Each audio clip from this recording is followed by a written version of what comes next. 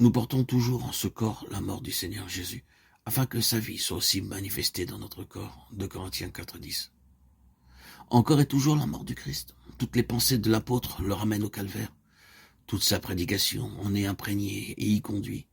La mort et la résurrection sont toujours pour lui les bases nécessaires à tout développement religieux, à toute croissance spirituelle. Il est bon de rapprocher le passage de Corinthiens 4,10 du 6e chapitre de l'Épître aux Romains. L'un complète l'autre. 2 Corinthiens 4,10 nous montre quels doivent être pour le racheter les résultats de l'œuvre accomplie au calvaire. Il faut que l'homme soit constamment crucifié pour que la vie de Jésus puisse se manifester toujours plus abondante en lui et dans le monde par lui. Il arrive que des enfants de Dieu soient passés par les expériences que décrit l'apôtre, que crucifiés avec Christ, ils sont entrés pleins de foi et de joie à son service, et qu'ils aient vu le sceau de Dieu sur leur témoignage. Par la suite, graduellement, la vie s'est comme retirée. Leur témoignage est devenu chose vide, creuse. Ce n'est plus que le retentissement d'une cymbale, et parfois, ils ne se rendent pas compte qu'ils continuent machinalement ce qu'ils avaient commencé avec la joie et la force d'en haut. Comment cela s'est-il fait? C'est parce qu'ils vivent sur une expérience passée que la mort avec Christ n'est pas restée à la base de leur vie quotidienne, de leur service. Nous portons toujours en notre corps la mort de Jésus, déclare l'apôtre. Voilà l'unique condition d'une manifestation constante de la vie de ressuscité. Le contexte montre qu'il doit y avoir une expérience permanente, que c'est à tout instant que nous devons porter la mort du Seigneur Jésus. Il nous explique aussi ce qu'elle est dans nos vies sur la croix. Le Christ est accablé de toutes parts, mais pas au-delà de ce qu'il peut supporter.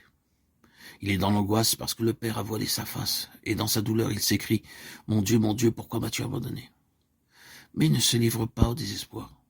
Toutes les puissances du mal l'assaillent. Cependant, le Père ne l'a pas abandonné et le soutient jusqu'à la fin. Il meurt, toutefois, il n'est pas détruit. Et Dieu le ressuscite. À son tour, et comme son maître, l'apôtre passe par les détresses et les angoisses.